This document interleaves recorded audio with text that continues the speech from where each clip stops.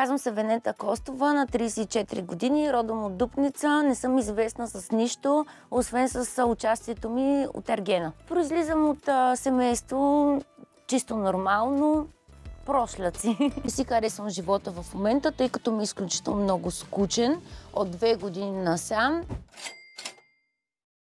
Към днешна дата аз не изкарвам пари.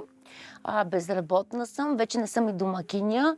Живея на просешка тояга буквално. Обичам лукса, обичам това да не се лишавам,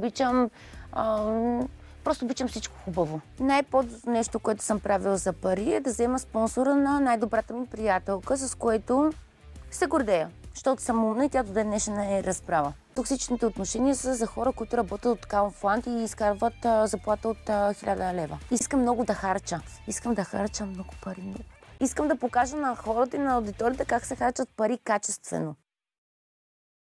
Никога не съм била проститутка. Спала съм с женен мъж. На издръжка съм била при него, но проститутка не.